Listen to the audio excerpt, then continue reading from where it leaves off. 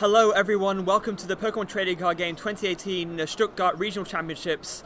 Here from, not Stuttgart, from Zindelfingen, which is just a little bit outside of Stuttgart, but oh well. My name is Nicholas Pierce, I'm here with them at the TCG, and I am joined by our lovely guest for the first time ever. Please welcome Connor Hayward. Thank you very much for having me. I'm really looking forward to kind of seeing some expanded action, which is a rarity here in Europe. Yeah, absolutely. So this will be the only expanded regionals that Europe has for this entire season, so it's going to be very interesting to see how this pans out. I mean, generally speaking, Europe has, I don't want to say like a completely different approach. So obviously the expanded format is well defined. There's a lot of tournaments in the US, so we kind of know what decks to expect. But at the same time, because there aren't as many expanded tournaments here in Europe, it'll be interesting to see if there's any different approaches the Europeans take, which might not be thought of over in the other side of the pond.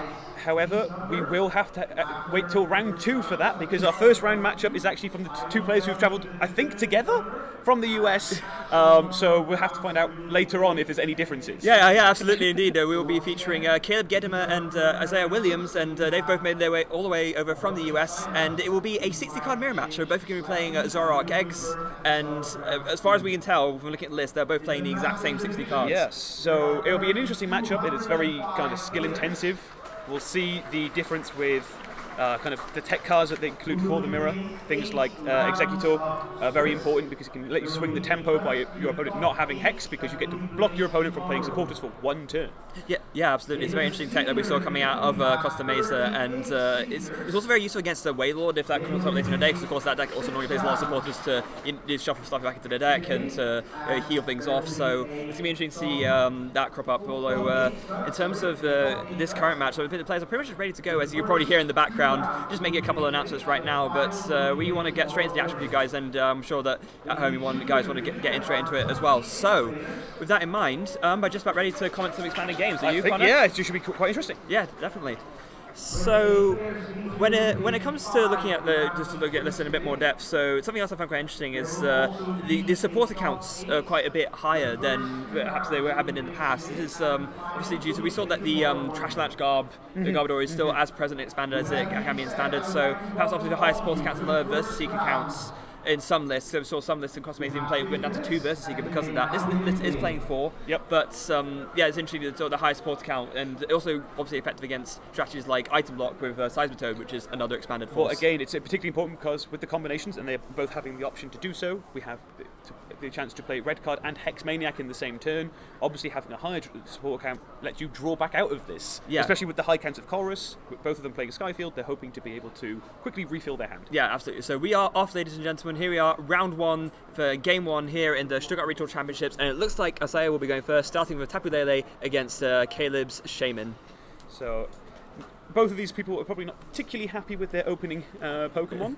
At least we have the chance to see a nice early Sky Return, but the Bridget opening with the Lele active is probably about as good as we're going to get. Yeah, probably indeed. I mean, opening with the Bridget in hand is always super strong. Just having a quick look at the prizes just to call those out as well. We do see there an interesting mix for Isaiah. 2 double colorless is really not that great. Of course, both of these decks only play 4 double colorless. That's their entire energy line, so half of your energy resources gone into the prizes is not ideal. He's also prized both of his Shaman. He has. Which means that finding access to the remaining 2 has just become an awful lot more difficult. You might say impossible even. And then that's from Isaiah's side, I should say. He's prized both the Shaman. So, but then on Caleb's side, he hasn't prized his other Shaman, so he will have access to that if he wants to. But it looks like, generally speaking, his prizes are a little bit nicer for him. Like his 1 Ghetsis is prized, but I can't imagine he'll be too fussed about that, considering he's going second anyway. Especially not in this kind of matchup where all the draw support is from hand. Yeah.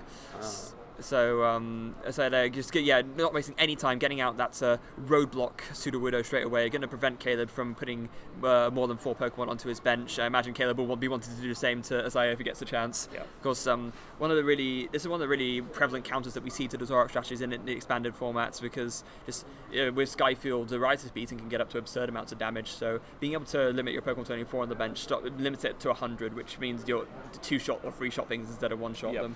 Well, so this is where the other lists, and the lists that did well in Costa Mesa historically, played high counts of Parallel City as well. By having the Roadblock Sudowoodo, they also have the option to Hex Maniac out of it. So neither of these players are playing copies of Parallel City, so Hex Maniac is a key card that they will be looking to hit basically every turn they want to attack. Yeah, not only preventing the extra draws of the Zoroark, but also allowing themselves to get off the really big Riders beating by filling up their bench again, so could not be more of a key card in this mirror pretty much. So we have, I think it's been confirmed now, as 205 Masters. Ooh, so that's yeah, that's gonna be a little bit unfortunate for them. It means it's gonna be a very, very rough day. It means no day 2 Swiss. Of course, the cutoff for day 2 Swiss, I believe, is 227 or 223. It's one of those two. Yep. And so, but either way, being below that, it's going to be very, very tricky. You need to finish on an extremely high result in order to make it through to the day 2 top 8 cuts. But the really nice thing here is, especially for these two, having travelled all the way from the States, if they can make top 32. We still have top 32 prize money because the kicker is at 200. Yes. So we're just onto the right side of that. Yeah, that's true. So that's a little bit of a sweetener at least. At least it wasn't below 200. That would have been even worse.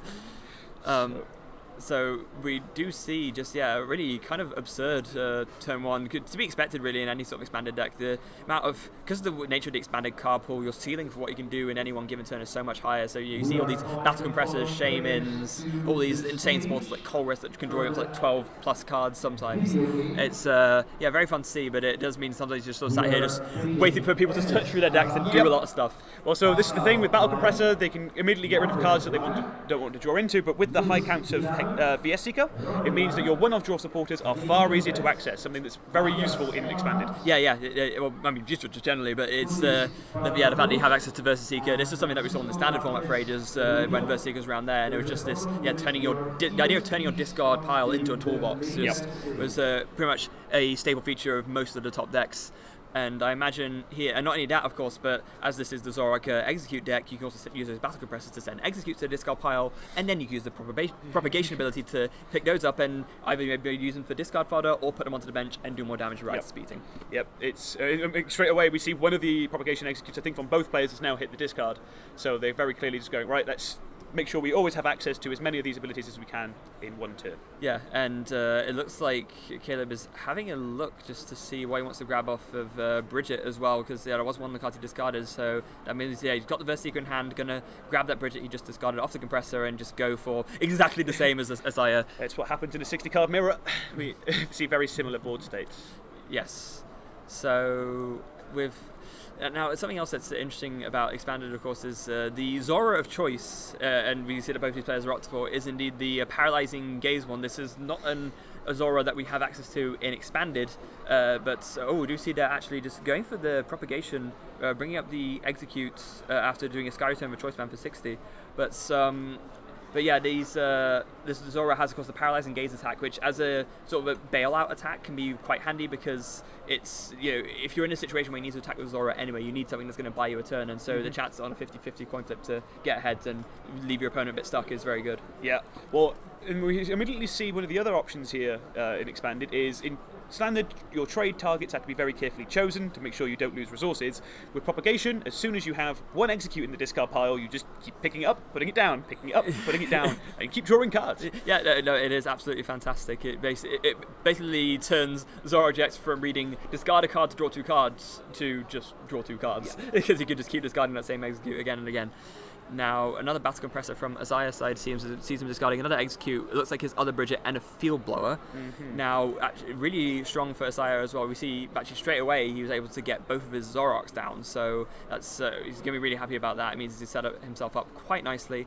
And it's going to be interesting to see what he actually opts to go for here. So that Tapu Lily obviously has some weakening damage on it from that Sky Return that Caleb just did,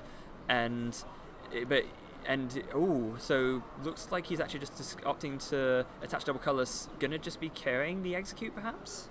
I think so. There's a Versus Seeker in any case. He has the Hex Maniac in discard. Aha. So yeah, that would be really strong then. So yeah, he goes to the Hex, KOs. It's interesting they actually opted to put both of the Exeggcutes in hand and then just leave them there. So he must not be fearing the end from Caleb's side at this point then, because... Well, if he ends, it means that Caleb can't possibly hex him at the same time, which means he can just keep drawing cards. So I think he's probably quite happy. Yeah. But the nice thing here is that with the current damage on the Tapu Lele, and without access to abilities, Caleb will struggle to manage to reach damage this turn to be able to take out the Lele in the active. He will need DCE and a full bench to do so. He will, and not only that, but we do see that he actually, well, he's got the double colours in the choice band. I think he has double puzzle. That's what I was going to mention next. But there's nothing really great for him to grab from the discard at this point. He maybe grab Bass Compressor again, maybe grab the Chorus, but There's nothing really... Oh, it looks like he's going to have to do it anyway. And yeah, there goes the Compressor and the Chorus. Or rather, the Versus Seeker, so you can just decide in a little bit. Because, yeah, there's the Compressor first, so I guess he could go for the Compressor, maybe if there's a supporter in his deck, which he would like to play this turn, then he could just grab that with the Versus Seeker, maybe even considering the Hex himself. Yeah, I think, well, he has the Shaman in hand, so he could actually bench the Shaman, and with the Choice Band on board, he now takes the KO on the Lele, which means that he can bench the Shaman, no ability, but that's fine, and just make sure that next turn Isaiah can't use his propagation executes to a full effect. Yeah, so with that in mind, it looks like just 2 executes and the Hex hitting the discard pile from Caleb's side. Just as you just mentioned, of course, the Hex Maniac was played this turn, so he won't be able to use them right now, but rather just get them out while he can. And there you go, a whole mess of cards going into the discard pile right there. And yeah, just benching the Shaman, like you said, there's the Versus Seeker, plays the Hex Maniac, and gets a knockout on the Tapu Lele. Yep. So what we see here is both of these decks are aiming to exchange Hex basically every turn. And something that both of these lists are doing, and we saw started in Costa Mesa, is playing one of the Executor. From, I think that's... Plasma Freeze. Plasma Freeze, right. Yeah. Which has the first attack lets you basically say, right, no support is for the opponent next turn. And that means that you can kind of get ahead in the game, somewhat. Yeah, it means that you can stop your opponent from playing that Hex Maniac and get... Given that such a key supporter in the mirror match, it can really give you a huge edge. And I imagine with that's kind of what Isaiah has in mind here with benching these 2 executes. That way, even if Caleb carries one of them, it means that the other one could, in theory, load up and start attacking with that next turn and stop Caleb from being able to Hex again. The only issue with doing that long term is that, of course, the damage output is kind of minimal. So if you just keep doing that forever and ever, the Zoroark can get a KO on you kind of easily, and then you're left a bit stuck. So you have to be careful about when you apply it, but in the right timing, it can swing the match back in your favour. Yep. So we see that Isaiah chose to hold the eggs last turn, I guess predicting that Caleb would need to find his own Hex, meaning that now he just plays them down from hand and keeps his damage output nice and high. Skyfield's now in play, so since both people are hoping to benefit from Skyfield to hit the silly numbers that Zoroark can hit, this is probably just going to stay in play for the entire duration now. Yeah. Now, here's the card that I was fascinated to see come back. Pokemon Communication is a card that seems to have crept back a little bit more recently. Card that's only legal because it was in the very first set, which is illegal and expanded in black and white. And, of course, allows you to take a Pokemon from your hand, reveal it to your opponent, put it on top of your deck, and then just search your deck for another Pokemon. Given the amount of different varied Pokemon lines these decks play, Pokemon Communication makes a lot of sense. It means that you can just essentially hand fix for one Pokemon that you don't need, one you do need. And I think it's so cool to see this card finally come back after being not played for so long. Yeah, well, basically, if you have a spare card, you have a Zoroark but no Zorua, it's like, well, right, let's get rid of this and keep going. So it looks like Isaiah's weighing up his options at this point. There's a... Is that a double? Is that an Ultra Ball? Yeah, it is an Ultra Ball. Looks like he's discarding another Ultra Ball and a card we can't see, but he's kind of agonizing over this. Looks like a Chorus he's discarding. Again, that's another sort of draw supporter out, which he no longer has access to. So, and although, of course, as we've already mentioned, the Versus Seeker is something that both players do have access to. This is the expanded format. So ideally, you want to be, try to, as much as possible, not have to use those Versus Seekers if you want to just draw cards. So hence why both of these are playing such high physical counts of Chorus. Yeah. So that's another one gone for them. Now, Caleb, having played the Hex Maniac, does mean that, as he is already doing, is free to fill up his bench as much as he wants, and he's going to be reaching for this KO here, but can he actually hit it? He would need a full bench. Yeah. And I think he's short right now. No, he's definitely short right now. And yeah, and you can tell that's why he's not so happy about it. There it is. 20 short of the knockout, one bench Pokemon away. So I believe Caleb just picked up immediately a VS Seeker off the top deck, whilst first of all Isaiah has to resolve the Sudowoodo kicking back in. Discards. He has to discard one more, I believe. He's just trying to decide what he wants to take. Yeah. Wait, actually, hold on. Is that damage calculation wrong? No. Am I imagining things? No, that is right. Yeah. No. So actually, it's 40 short, not 20 short. That's what I realised. Because I was thinking it's 20 short of a knockout, but no, it's 210 minus 170 is 40, not 20. There we go. Yeah, there's going to be a lot of this maths today of adding up 20s as quickly as I can. So I think by discarding the Pseudo Wudo here, it means that Caleb doesn't have to find the Hex. Yeah. Which is kind of nice for Caleb. It's one less card he needs to get, though he did top deck a VS Seeker, so he can just grab it from discard. But it also means that Isaiah might then have abilities next turn. Yeah, it is interesting that Isaiah opted to do that. It could have been a consideration to maybe discard a 4th Zora instead, you know, maybe even the Exeggcute, but then he wouldn't have access to Exeggcutors. So it's kind of interesting to see why it was he opted to do that. And now Caleb can kind of play a one-sided game of, you know, doing it. Exactly this. I am going to play a load of eggs down. Yeah, because he's not hexed, but equally he's not roadblocked, so he can just do whatever he wants, and yeah, that is a lot of eggs. Well, so this is the big thing with Exeggcute, is that historically it was seen in decks kind of like Archie's, where it meant you could fix the exact number of cards in your hand to always hit the combo. This is the first time we really see it as something you just throw down on the bench as well. So it actually kind of fills two purposes in the Zoroarks. Yeah, the last time we really saw this was normally let's say normally, sometimes it was played as a one-of in Mega Ray Quasar for that same purpose, but even then you wouldn't play like more than one of them because it was just way too risky. But in Expanded, I guess it just doesn't really matter. It's just, you can get away with it. Well, when you have basically has access to cards like Battle Compressor, they're never a dead draw because you can just discard them. No, exactly. And yeah, with that, so a big chorus from Caleb here, and it looks like he's just going to do a trade. Discarding gets this, he's able to fish out the prizes earlier, obviously won't need that. And it looks like, I don't think he has access to, oh no, he does, okay. So he has got the KO now, and that will be nice for him. And yeah, this is really good to put Isaiah on the back foot because Caleb's now only 2 knockouts, one 2-prize knockout away from winning the game, and Isaiah's just kind of left with like not much to do. He's roadblocked. He's just in a very, very bad shape here. Yeah, so next turn Isaiah would have to find a combination of Hex, all the eggs, DCE, and Choice Band to be able to take a response at any point. So it seems very unlikely. Yeah, it does. And Caleb's side, just playing an Ultra Ball, discarding 2 Skyfields, just knowing that the current one there isn't going to leave the field in a mirror match like this. And he just grabs the Exeggutor, so that's ready for next turn as well if he wants to, and plays Pokemon Communication 2, putting, I believe, I didn't see what he put back, but I think it was a Lele. Yeah, oh yes, you're right, it was. And just grabbing another Zoroark ready for next turn to evolve that Zora that was just benched. Yep. Well, so here he's basically just trying to end-proof himself, trying to take out any possible bad draws. If he gets end, he knows that actually drawing into the Tapu Lele is a good thing, so he's quite happy to be able to have the option to do that, and keeps his outs to kind of his hand being reduced, unless Isaiah can find a combination of Ray Card and Hex, and also take the knockout. Yeah. So there is the knockout from Caleb's side. 2 prizes left now for Caleb, and back to Isaiah. What does he draw? It's just a struggle. I mean, the one thing that's nice going for Isaiah is that if he can find a Choice Band and an Energy, he can actually get a one-shot with the Exeggutor's attack and block Caleb from supporters whilst knocking out the Zoroark and taking 2 prizes. But will it be enough?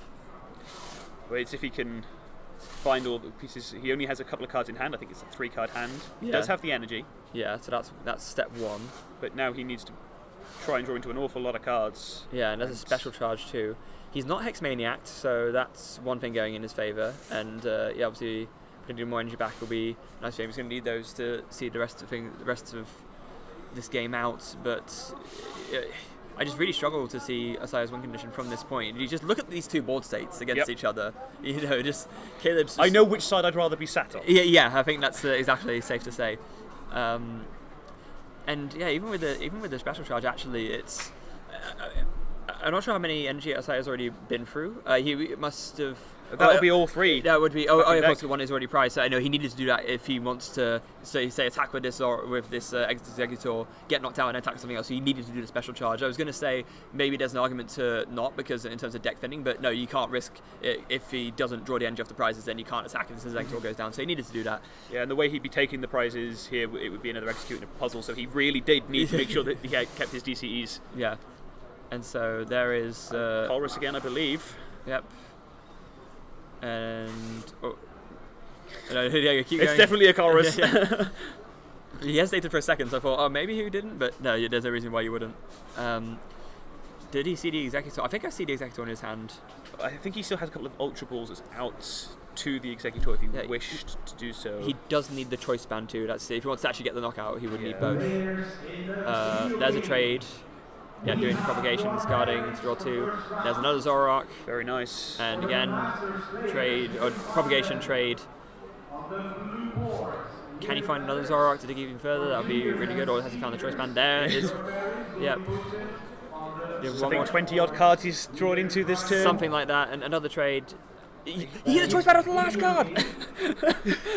Incredible, so he actually, there it is, there's his Exeggcute, there's the choice band right in the nick of time, and Blockade will actually be able to get a knockout on the Zoroark. That is exactly what I needed to see. That's unbelievable to be able to draw that many cards in a turn and still see it as the last card. Yeah. Must be... Hey, it still counts. It doesn't matter when you draw it. No, it doesn't, so... Yeah, so big sigh of relief for Asaya there. He probably was thinking for a second, oh, you know, if I miss this, it's going to be a really, really, really bad way. But no, that's really, really good for him. So with the blockade knockout, oh, he's got a red card as well. Ooh, that is nasty. So Caleb going to be forced to shuffle his hand in and only draw 4 cards. Whereas if he also hit the rescue stretcher, he can also manage to find, he can recover the pseudo, which means Caleb needs to see an awful lot off of these 4 cards. Yeah, that's a good point as well. In fact, there is the rescue stretcher there in his hand. So he has the option. I mean, surely you've got to go for it, right? I mean, Caleb will just discard the 4 Executes or 3 and something else. So probably 3 Executes and a Shaman, actually, more likely. Yeah. But yeah, no, surely that's what you've got to do, right? I think you have to go for it because it just forces Caleb to find a Hex again. Yeah. So, this is the crazy thing about Expander. Look at his hand size. Look at the amount of options and things you can do in one turn. It's just, you know, you almost don't even know what's going to come next sometimes. When we were putting together the expanded bingo, which, by the way, you can see from my Twitter, which is @Xanatu_NP. That's XANATUNP.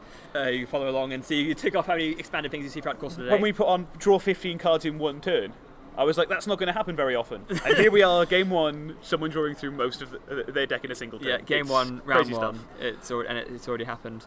So instead of going for the stretcher, he's gone for the Exeggcute onto the bench. Okay, so maybe here just thinking to himself, it's not worth going for the Sudowoodo right now, given my current board state, and so I'd rather do this. So there's knockout with the Exeggcute onto the Zoroark, picking up 2 more prizes. And now we know Caleb can't win this turn because he can't play anything like a Guzma to bring something up, or well, no, he doesn't play Light Thunder, but he can't play Guzma to bring up, say, a Zoroark and get a big KO with his own Zoroark because, of course, Blockade's been used. Yep. So I also believe he's gone through both choice bands, or at least he's gone through 1 choice band at the very least. So he's at the point now where he's needing to recover these resources to be able to one-shot at any point in this game. Yeah, so actually this could be pretty nice for Asaya here. This is the way he gets back into this game from what originally seemed like a really huge deficit. From Caleb's side, we see a Battle Compressor looking to discard another Battle Compressor, not really wanting an Ultra Ball too. Just kind of items you don't really want to see at this point in time. This is something that Battle Compressor is really good for, is late game. You have a lot of early game cards to get you started, and with Battle Compressor you can just go, right, I think my board state's fine, and I think I'd agree with Caleb right now. And when you get to the board state being in this position, you don't need Ultra Balls or extra Battle Compressors to keep it going. No, although it looks like instead he has actually opted to keep the extra Battle Compressor, probably so he can do even more deck thinning if he sees it, instead of opting to discard 2 Ultra Balls on a Bridget.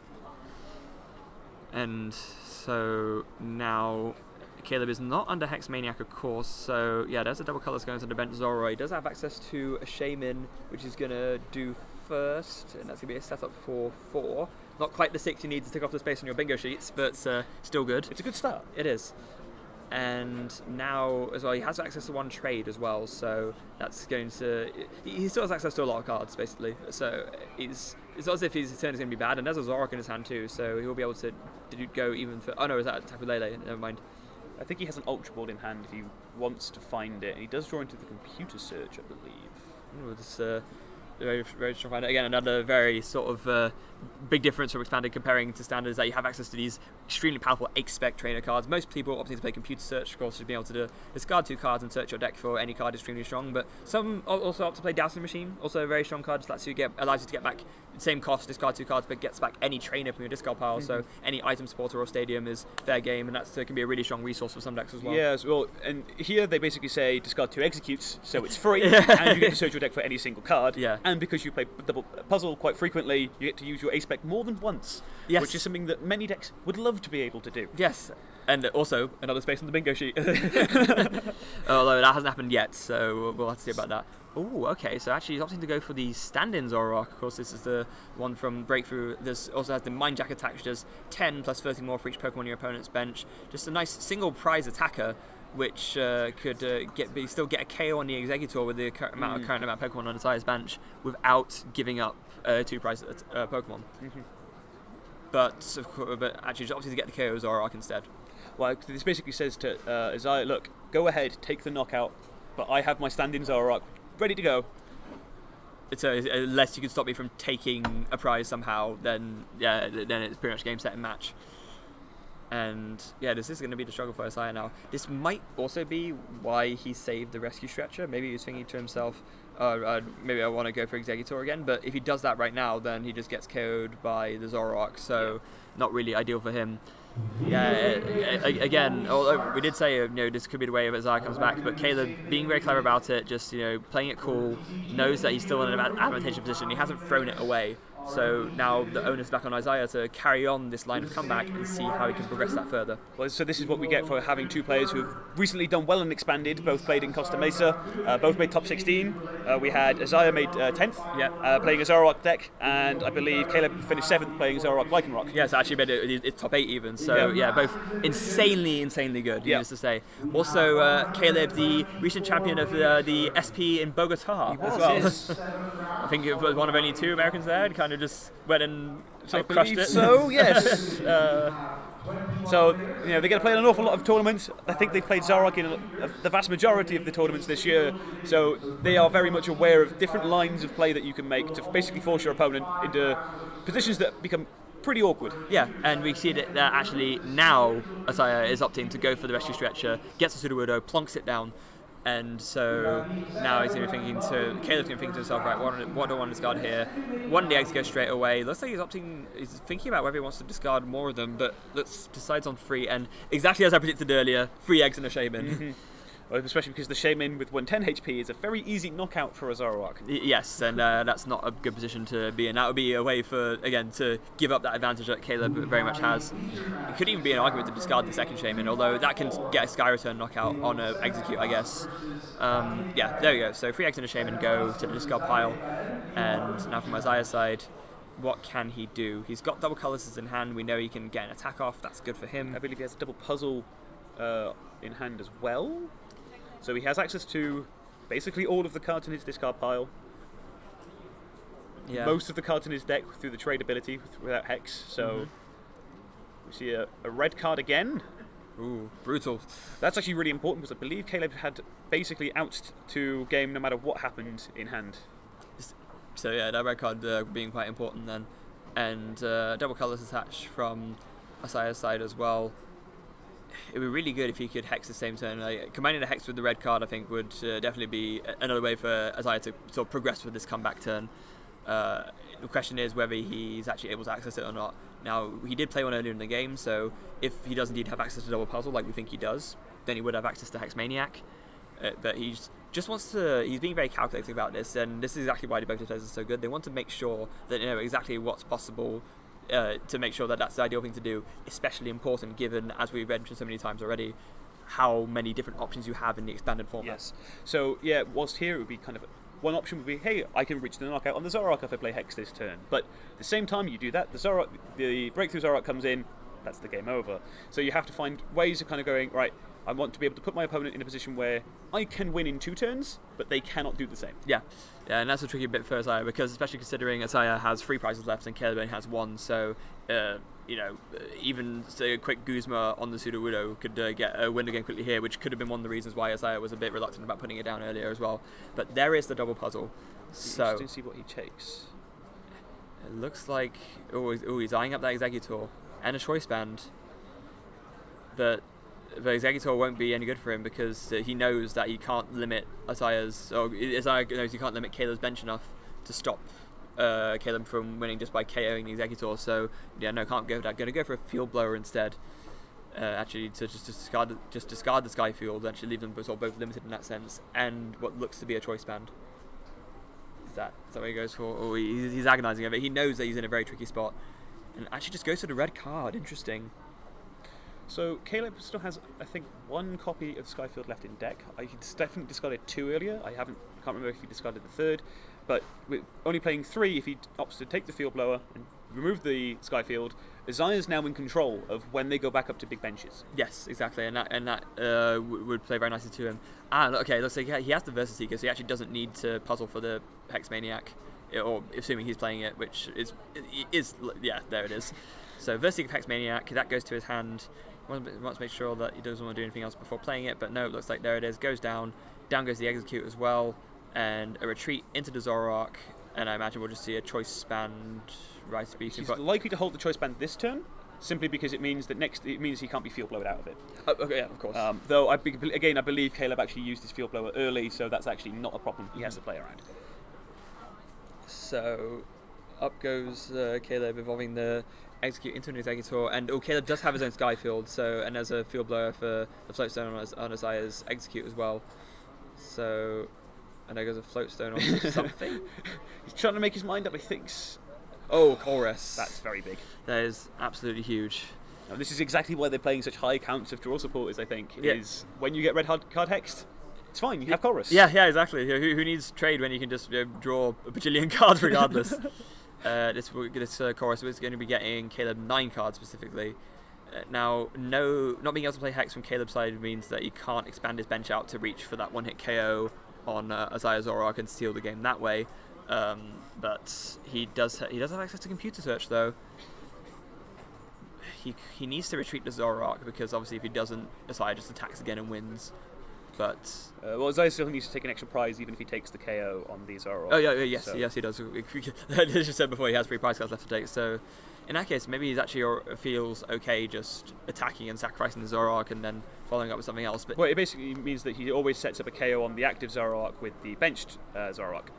Yeah, he does. It's just that the problem then is that would equally mean that I can just retreat into another Zoroark and do the same thing, and then at that point Caleb might be stuck. But there's a red card from Caleb's side. So now Isaiah's going to be cut down quite a bit. Granted, he will have access to trade next turn, probably at least 2, more than likely 3, because as we're fairly convinced that there won't be a KO on the active Zoroark at this point. So actually, we're just going to see a retreat into the Exeggcute, and we're just going to see a blockade here. Yeah, it looks like that might be the case. There's a computer search. Ooh. He's actually taking it back? Alright, actually opting not to go for that then. So we do see, I think Caleb had the Guzma already in hand as well, which means he does. That he is probably playing in a position now where he knows full well, whatever he does this turn, he can do a bit of chip damage and set himself up. Yeah, and that would force Isaiah to have another red card somehow, which I'm fairly sure that he can't do. He's played 2 definitely, and I'm not sure how many double puzzles he has left. I think he's gone through all of them. Well, there you go then. Looks like Caleb from his side is actually eyeing up 2 Tabulators and a Shaman as well, so might be considering a Rescue Stretcher Shuffle back into the deck. But he needs to computer search for... I don't see... Oh, no, okay, the Stretcher's in his hand, so... Yeah, he's going to computer search here. Make sure he can take a DCE. Yeah, but again, it's tricky for him because he knows he kind of doesn't want to discard that red card, but he's going to have to, and discards a Chorus too. That's a very, very thin deck. I think that might be why he's considering going for the Stretcher. Yeah, just make sure that he has... Make sure that he's not his deck isn't too thin, but at the same time making sure that the things he puts back in are actually useful. So putting back in the things that draw or search him more cards. And there's a Stretcher as well, so... Is he going to hold it this turn? He's actually the energy. Might be deciding overall it's not worth it. So yeah, the blockade, 10 damage, no spots for Isaiah. What's he going to do? No spots means the red card. I think he last turn put an extra red card back into deck. So I think if he was drawing that now, how would he put it back into the deck? I think he puzzled and then was shuffled. Or he had Oh yeah, access to of course he did. We saw it earlier, didn't we? Yeah, because yeah, that was it. He double puzzled to a red card, and then he got red carded himself, Yes. and then he just okay, that makes sense. Both players making sure they keep good track of their discard piles, because in Expanded, your discard pile is basically just an extra resource. Yeah. And well, even in Standard, it's important to keep track of stuff. But yeah, in Expanded, it's like especially even more so You because have your Fierce Seekers, your eggs, your double puzzle targets. You have basically your entire discard pile is like, yeah, we'll just take these. yeah, just again that ceiling of possibilities is very, very high. Now, one important thing to note here, I don't know about you Connor, but it's the timer is very, very low. So like. There's only been game 1. I've already been going for over half an hour. So if this game doesn't finish like very, very soon, we're very unlikely to see a game 2 finish unless there's unless it was very quick, kind of a hex donk kind of situation. Yeah. If both these players, like we believe, travel together, it's quite likely. And since it's a 60-card mirror, probably knew full well it was a 60-card mirror. Yeah. So checking discard is basically right. What do you have left? Yeah, because that's the thing. If you check your discard, check your discard to guess things is one thing, but if you know your opponent's exact 60-card list, then you can do an exact count of. It's like, oh, hang on, you haven't used this yet. Yeah, I need to play around that. Then. Yeah.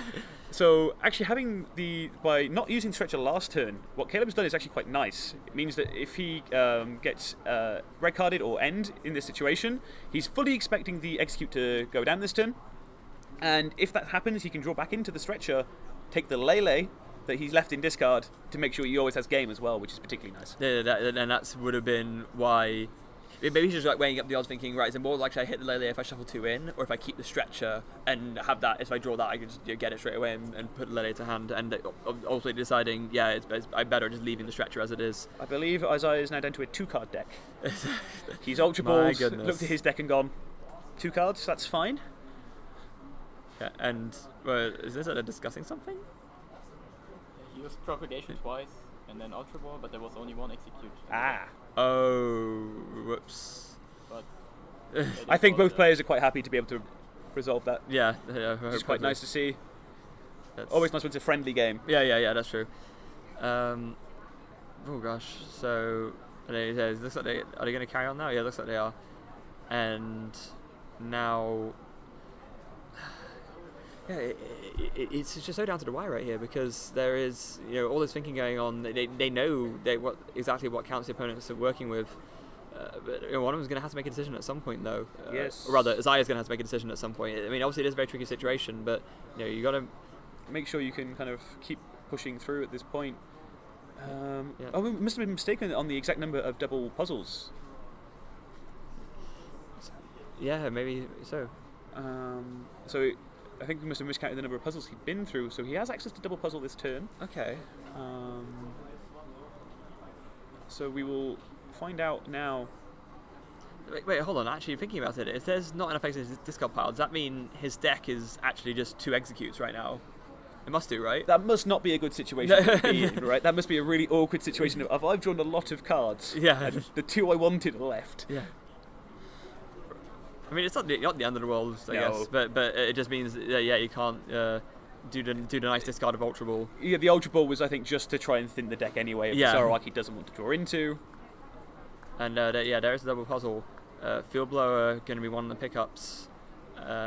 Obviously, I'm probably looking to target down that Sky Field and again just play that bench limiting game. Given that that's what he needs to make a comeback here. But then what's his other choice going to be here? Again, looks like he's looking at the choice band. That's I guess that's what he goes for. He'll need that at some point to reach for the KO, I believe. So he has to take it. The problem is that with the Field Blower, he loses to a Guzma either way, because if he can Guzma out the Sudowoodo or the egg, that's always the single price. Yeah. But at the same time, there's nothing better to go for, right? Because he's already played as supporter. No, he hasn't. No. So. But they both seem to use Field Blower quite a lot here in this matchup, and it's quite interesting because both lists are only playing the 1 copy. It seems very important for controlling the tempo by kind of removing Skyfields from play, but both have opted to only play the 1 copy and keep recycling. Yeah, I think it's just because there's not enough space, and because you can recycle it constantly. If you can use it more than once, then you have the option to, and it's more just. Did you not discard the Floatstone off of the Sudowoodo with the Field Blower? No. Interesting. I mean, they have flown all the way from the States. It's probably not the easiest to play in this situation. Yeah, I guess so. Maybe there's something else discarded which we didn't quite see. Maybe there's a choice bound on the one of the I Zoroarks think he's just got double puzzle. Oh, is that it? For computer search with the Guzma in deck. Yeah. There it is. Yeah, there it is. So and that's the end of game 1. Oh my goodness! So an absolute nail biter. Very long game 1, but Caleb, Isaiah almost able to clinch it back, but Caleb just cementing his advantage to take the game, and let's face it, with this much time left on the round, likely to take the match. Mm-hmm. So yeah. I mean, God, what do you make of that, Connor? I mean, that was incredible. It right? just shows how complicated Zoroark can be. There are a lot of decisions in there where you go one of two ways, and then you can always kind of very different branches after that. Things like the rescue stretchers and the decisions with the rescue stretchers, which discards you make when you have to discard with your Sudowoodo. And I think that's one of the things that makes it quite a slow deck. It's not a deck that's explosive. Your turns are quite long because you get to draw so many cards. Yeah. And there are a lot of very important decisions, and we saw that play out really nicely in that game. Yeah, and especially more so in the mirror match, because there's a lot of more factors to consider when you're not just working with, because against a lot of other decks you could probably just play a very quick game of, I'm just going to blow my opponent out by just benching a bunch of stuff and getting lots of quick KOs. But when the mirror is considered, if you overextend too far, then you can get punished for it, and obviously there's Sudowoodo to contend with, so there's a lot to think about. Well, it's a big thing, because with only the Sudowoodo to control the bench, you're having to Hex to be able to take the knockouts, which means you're never Guzmaring to take 2 prize knockouts, which I think was a big problem for Isaiah. Early in the game, he had to take a single prize, and was always that single prize behind at that point, which sometimes is fine. Sometimes you can manipulate the board state where taking a single prize is okay, but when you have to Hex to reach big numbers, you can never Guzma to get back on track. Yeah. So, it's really, on a completely separate note, it is so funny how, I'm fairly sure these are 2 of the only Americans in this entire tournament, and they got paired against each other round 1. I mean, what are the odds of that? That's just, and the fact that they're both obviously extremely skilled, they're very in the expanded format, and just very good players generally. It's a real privilege to see that, and it's really cool that we got to stream this game, to be honest. Yeah, so straight in, Isaiah starting with the Zorua this time, getting to go first, and immediate red card. I'd say, right, okay, find the Bridget now then. Yeah, find the Bridget, except Isaiah just played a single puzzle at a time. So it doesn't look like it's a particularly nice start on his side either. It's like, uh-oh. Someone's in trouble, potentially. Now, so a quick look at the prizes. We see both players probably not too bothered about their prize counts here. The 1 Bridget prized for Caleb means that his odds of opening it, especially after the red card, are even lower. Yeah, and that was just a Hex Maniac and pass from Caleb's side. That's not... so from his higher side, rather. I do like the full art Hex Maniac. It's released, I believe, in the XY collection fairly recently. Yes, very nice card. Yes, it was. But hold on, Caleb's turn was even kind of even worse. I think he just Zorua passed. Yeah, he did. He has... Oh, he had one on the bench from where he started. Yeah. But he just benched Zorua and passed. Yeah, and meanwhile, Isaiah had the Zoroark ready in hand and a double colourless. So from that, both terrible starts, but one terrible start turned into like a pretty good one. So here we're seeing one of the most consistent cards, probably in a long time, and one of the most consistent decks in general, not having the explosive start we're used to seeing. From both sides as well. Although, Caleb has a Zoroark of his own as well, so I guess although no insane supporters or anything like that, it's still fine in quotation marks. So, again, he's in an awkward position where he is going to go down to only having 1 Zoroark, so his options to draw cards to get out of this are now limited to 1 trade a turn. Yeah, they are, and that's not a great position to be in. Now, slight saving grace is that now Isaiah's going to bench a second Pokemon from here, which means that the Colress, which Caleb is sitting on, will be able to draw him a couple more cards than just 3, which is probably why he was holding on to it before. But of course, because he was hexed, the Zoroark that he had wasn't even an option to draw him into more cards. Yeah, but I think here Isaiah just doesn't even have to go that far, right? He benches just 1 card.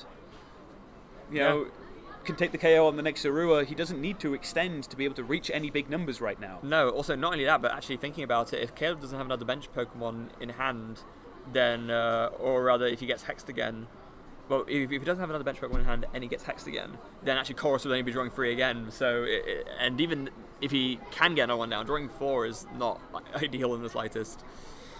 It's but it looks like OSI is kind of expanding out his bench a bit more at this point anyway. So yeah, just putting down shamans and just trying to get into a dominating board state as quickly as possible, I guess. Especially because with such little time left on the clock, he can't afford to go, right, let's build slowly and kind of grind this game out. He has to take this win as quickly as possible. Yeah, so that's true as well. There's another double colours going on to the bench. Zoroark GX, another trade.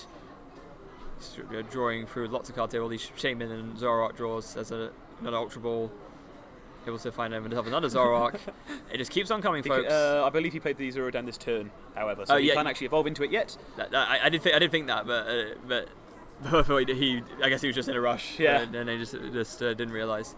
This is always the time pressure. It's like, right, you've tested, but have you tested enough to be able to play when there's actually now an extra factor coming in the clock? Yeah, which is of course the players they might be aware of this, but they won't necessarily be as able to keep track as well as we have. There is just under 8 minutes left on the clock, and if your name's Isaiah, that's not a good place to be in.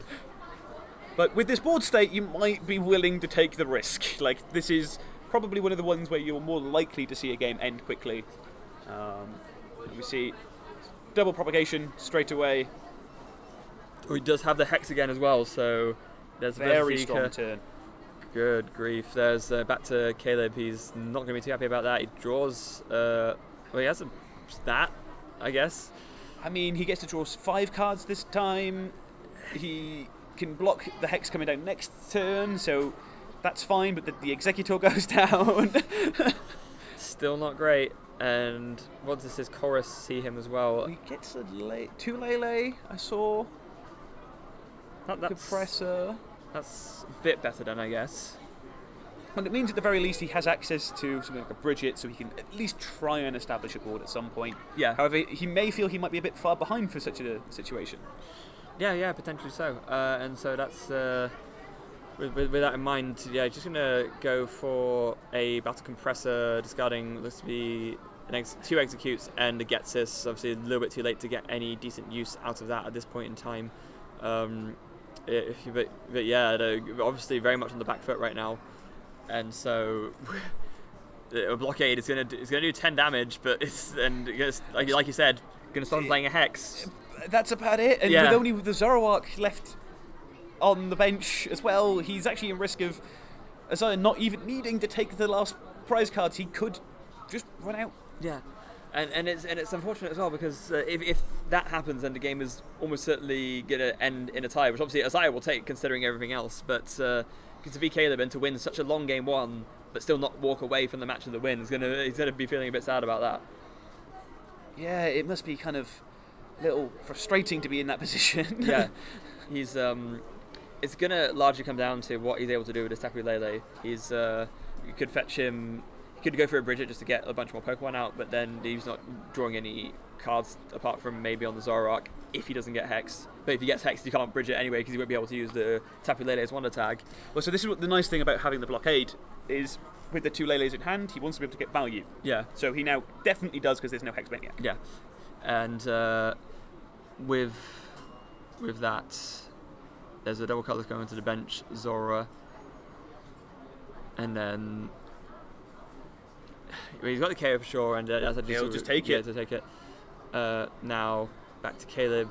He's not hexed because the blockade stopped Zaya from being able to play it, like I said. So now there's a big decision here. Do you go for more draw, or do you go for the Bridget? See double puzzle in hand again, I believe. Yes, I believe so as well. He actually has the chance here to, with the DCE, if he can find a way of getting to the choice band as well. He has multiple eggs. Bridget, he could actually hit a massive knockout if he wanted to. Instead, go for the Colress. It's very similar in this situation. Yep. There's a double puzzle as well, going for a Battle Compressor and a double colourless. Knowing full well that this turn means choice band, a load of eggs, let's go. Yep. And there goes Hex Maniac. There goes to Guzma as well. And what's the last? And discarding the other Bridget. Could even quadruple propagation. So I'm just gonna get some eggs out. Don't mind. Yeah, don't mind me. So a really, really big chorus here. It's exactly what he needs to sort of. Even just doing this, it could just even just carry on the game for long enough that maybe he goes through it again. And he's not playing slowly either. That's the other thing. No. This is the thing: is that sometimes when you're 1-0 up, you can never play slowly, but you play to survive, not so much as play to win. Yeah. It's right. Let's just make sure my opponent can't take all prize cards. Yeah, and that's absolutely what he's doing right now. With he's got so many options to see through right now, and there's a red card as well.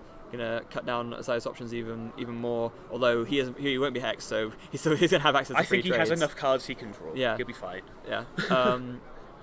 It'd be interesting to see if Caleb has enough to actually dig for the KO here. It doesn't look like he does from what he's played, because he would need the full complement. He need more bench Pokemon and a choice band. Yes. There's a compressor though. I thought you said compressor. I saw his deck for a second. I was like, what are you doing? Now that would be great for Mill. Yeah. God, yeah. Can you imagine? He needs access to free Pokemon and a choice band, and from his hand, it doesn't look possible. No, it doesn't.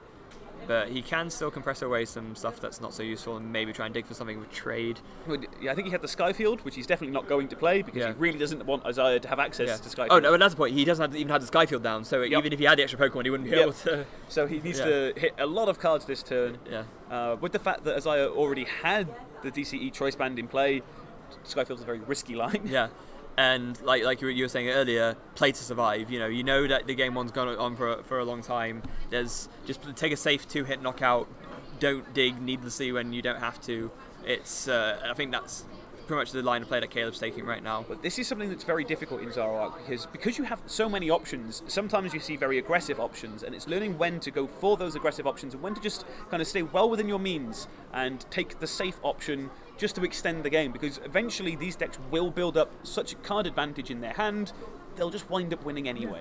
And we actually see that this is definitely what he's going for in terms of being a bit more safe, because he actually had the Skyfield in hand and has just decided to not play it. So discarding it with the Ultra Ball, and I think he's going to be grabbing Sudowoodo here again. He's going to grab another Zoro. Okay, this makes sense too. He wants to make sure he has access to draw more cards, but obviously the Sudowoodo would have been pretty valid as well, just to stop Isaiah from reaching for a really big one-hit knockout and just stealing the game quickly. Then wait, he has another Skyfield in his hand. That's all 3 Skyfield he's seen in one turn. Okay, so he actually is going to opt to play it then. Interesting. There's a Float Stone onto the Tapu Lele as well. No, onto the Exeggcute. That's Zoro. Really considering his option, his attachment. The Zoro's going to go down. Oh, he has a Shaman too. And he does have the Lele. So maybe he's going to dig for this KO. He could hit this. There's a... no, he's missed it. He hasn't got the choice band he needed. All that talk about play it safe or whatever, and he's just like, no, let's go for this. Actually, I guess in a sense he's kind of doing both, because not only is he digging for the KO, but he's also doing lots of things, and so I guess he's found a compromise between the best of both worlds. He gets to play a lot of cards, so he can use more of the clock. Yeah. But he also gets to put himself in that maybe we can actually swing this game. Yeah. There's an Ultra Ball, going to grab the second Shaman and just try and dig further to his choice band. Can you imagine? If he hits us off the Shaman, it's going to be quite a dramatic moment. He has prized one of the choice bands, which means that his odds are he has one left in deck. And the big factor is he's drawn a lot of cards. Yeah. So we see him really making sure, extra search of the deck to go, I haven't prized both choice bands right, I'm not digging pointlessly. Yeah. That would not be ideal. Is there an argument to even just play the red card again, just to just go extra card you can see? Yeah, but then so now time's been called, so there's time on the round now. So Caleb will be turn 0 time, and Isaiah can still win this game. He can take 3 prizes in the 2 turns he'll have left, because of course, as for those who don't know, the rules of time are when time is called, the current player is turn 0, and then the next player after turn 1, and then it goes back to the other player for turn 2, and then it goes back again for turn 3, and then after that turn the game is over. So Isaiah will have 2 more turns after Caleb finishes this turn to try and take 3 prizes, but Caleb's going to try and make that as difficult for Isaiah as possible. And he's gone through all these cards and he hasn't even used trade yet. This is just so many cards you get to draw. That's completely obscene, and he's still missed it. I mean, it is one card in quite a big deck. So well, it was a big deck. Yeah. It's not so much a big deck anymore. He's gone through most of it. No, so missing the choice band. again, it's unfortunate considering how much digging he did, but not the end of the world now that he knows that the time's run out, especially. So yeah, is it just going to be a Rice beating for 180? Yeah, give me 20 short because there's already 10 damage on Zoroark, so he needs a choice band either way. Yeah. And actually, he's just gonna. Well, I guess if he knows he can't get the KO, there's no point attacking, right? So he may as well just retreat into something that will be harder to, just more of a prize than our sort of thing. Yeah, actually just goes to the Exeggcute. It kind of forces... we'll need Guzma. Yeah, exactly. Whereas if he leaves Zoroark active, maybe Isaiah just digs for some more Pokemon and gets the KO, especially because Caleb has opted to not put down the Sudowoodo himself. Yep. Well, that's actually a really big issue here for Caleb, is it means that whilst forcing Isaiah to go for the Guzma is a problem, Isaiah doesn't need Hex. No. It's fine, he can go for the Guzma. Yeah, so... And it's not a big dig either, because he's got the choice band all ready to go. All he needs is 3 more bench Pokemon. And given that he's not hexed, all he needs to do then is find some of the Exeggcutes somehow. And really, Caleb's just banking on that red card he played earlier, having had enough of an effect to not see Isaiah the cards he needs. But Isaiah has trades as well, so it's like... But he has at least access to 3. He could even find the 4th. Yes, he could. Going to see quite a few cards this turn. And there's one of the Exeggcutes ready to go already, so... Probably wanted to really see a battle compressor off one of these early trades, so he can increase his odds of finding the cards he wants. Yeah, absolutely. It's a very, very tricky spot for Caleb. He's done... I think the only thing he could have done maybe like a little bit more is consider putting down the Sudowoodo instead of the Zora, but other than that, Caleb's done as much as he can really to try and stop Isaiah from being able to steal this game, but he definitely has the options. Well, I think for Caleb, he was not planning on needing Sudowoodo. He wanted to take the knockout and have a follow-up attacker. Then when he couldn't reach the knockout, he had to play as if he was going to take it, because you always have to play to your outs. You always have to assume you're going to hit the cards you need. Yeah.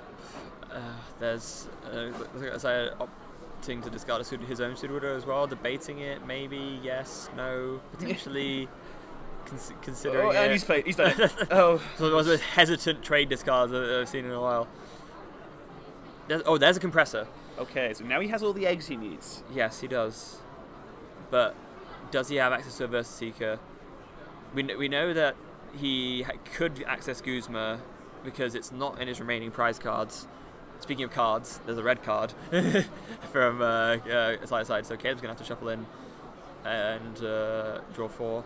One of those cards that people think kind of wrote off, but when you get to combine it with Hexmaniac and drawing so many cards with Zoroark, it's extremely strong and expanded. Yeah, just it's an item disruption card, which there aren't a ridiculous amount item hand disruption rather, which there aren't a ridiculous amount of. Yeah, more often than not, the only disruption you see in these decks is things like Enhanced Hammer, and neither of these players are playing any way of discarding energy. No. Yeah, there it is. Compressor discards Guzma and 2 Exeggcutes. So this could be a big turn here. We know he can get the KO because he can Guzma bring up, even if he doesn't hit a float stone, he can bring up one of the other Zora or Zoroark, discard the energy to retreat. It's not ideal, but it gets him there. And we know he's got enough eggs and discard as well to fill up the rest of his bench and actually get this one hit knockout. It's an extremely intense matchup. Just like game 1 finished in a very tense manner, yeah. This game has also come down to an extremely tense finish. Could not put it better myself. See, very important decisions, and this is one of the nice things about time. Once time has been called, you can once again go back to taking time to think about all of your decisions. Make sure that you're always happy. There is no playing a little bit quicker just to save time. No. Actually, there's... Ooh. So actually, you can save the energy now because he could stand in and then Guzma. So that's nice for him. It also means that basically no matter what Caleb does next turn, choice band for Isaiah is a big factor. There's another Battle Compressor. From the way Isaiah's playing, no, it doesn't look like he has access. No. Obviously, he's still gone for the Guzman and discard pile because he wants to put it up next, do it next turn, and assuming Caleb isn't able to stop Isaiah from doing a roadblock or something like that, then he wants to have access to Guzman more handily. at the same time, yeah, he just wants to make sure that if Caleb red cards him, he wants to get rid of all the useless stuff. So he's playing a second Battle Compressor, discarding Exeggcute. There's no way he'll get use out of that now. And I imagine we're discarding. I thought he had the Veerseeker in hand, but that's actually his deck. They're both about the same size at this point, so it's very easy to mistake the two. Yeah, definitely. It's like he's agonizing a little bit over this Battle Compressor discard. There's a Floatstone as well. I think that's fine here. He has access to stand in to be able to pivot out. Yep. And DCE. Well, he just doesn't need it at this point, right? He has 3. Yeah. It does open up a play potentially for Caleb to use his own Guzma to bring up something else in the store, but then Isaiah needs a Guzma to win anyway. At that point, that would give him the switch he needs, so he's pretty safe to discard this now, I guess. That, and also he has access to stand-in, so he's fine discarding the double colours here. So with Isaiah's awkward situation here, if he doesn't hit the Guzma, he doesn't really want to take a single price knockout, because this then gives Caleb access to roadblock. Currently, he has no space on the bench to play the Sudowoodo down, which then means next turn Isaiah would need Hex and Guzma, which obviously he can't. Absolutely. So it's actually a really awkward situation if he can't find Guzma exactly now. Yeah. Well, let's say, he has double puzzle. Oh, he's fine. Okay. Yeah. So. Yeah, he's good. I think he's just being careful about it. He wants to make sure. He wants to make sure it's really exciting for the viewers. That, and also I think he just wants to make sure that he doesn't mess anything up, because you're gonna be kicking yourself if you have access to it and then you just somehow do the wrong thing. I mean, and then it's very, very careful.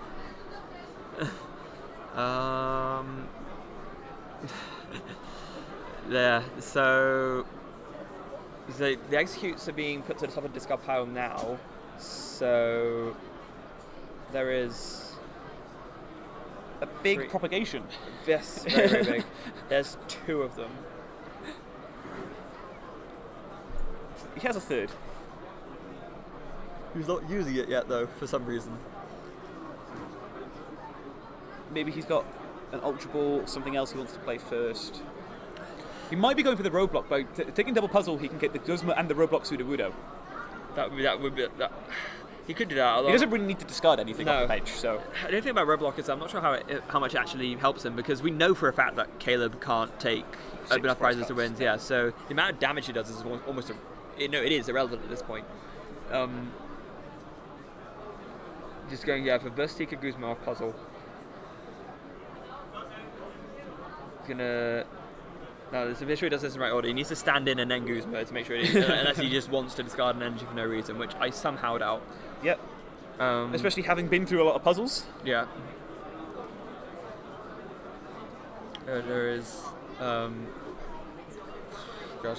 Yeah, it's tricky to. It's tricky to know what exactly is going through his mind right now. There's a very, very meticulous decision process going on. Is he? No, surely not. Maybe he's. Oh, okay. It could be that he's opting to KO a Shaman, for example, first, and then I don't know. Oh, this is very, very tricky stuff. Okay. Do it. So there. Okay. So what he's doing here, I think, is he keeps the choice banded Zoroark safe. Yeah. Which means that he always takes a KO next turn. He could always reach the damage. Otherwise, it meant that Caleb could hit choice band DCE, take the choice band off the board, and that then leaves Isaiah with far less ways of winning. Yeah. Okay. Yeah. That's true. It's just. Yeah. I don't know. It's just Caleb needs to hit so much. If Isaiah were to KO the Zoroark, Caleb would need so much to get the return knockout onto the choice band of Zoroark that at that point it just doesn't seem worth it. I understand the line. It wasn't even necessary, because with the Guzma and stand-in, he could KO the Zoroark on the bench, so he was never being respond KO. Yeah. It's very, very high, extremely high levels of competitive play going on right here. Like the competitive mindset is just the amount of thought press that's going on is absolutely ridiculous. Zoroark is a very good deck, but it's not a deck I'd recommend necessarily to a brand new player. There's a lot of decision making, especially not in expanded as well. Because there's even more than in standard. I mean, in standard it's hard enough, especially depends on which variant you play. Some are easier than others, but this, my goodness. There's an awful lot of decision making going into this, and becomes very complicated very quickly. Right, at long last, we see the Riotous beating, KO on the Shaman, back to Caleb. This is turn 2 of time. What does he do? He needs to stop Isaiah from taking a prize somehow. Okay, I know it's kind of obvious what he really would not like to ideally. He wants to red card and Hex Maniac. That's the play if that's possible at all. But even then, he has to find a way of making sure the Zoroark just doesn't KO literally anything. So. Yeah, it's actually it's kind of clever from Isaiah what he did there, because again it's a very sort of checkmate situation. I mean, the Zoroark could survive a hit. It would need to. He needs red card Hex Maniac no matter what, because we know that Isaiah has the Versus Seeker in hand to get the Guzma back. But he also really needs to see Roadblock.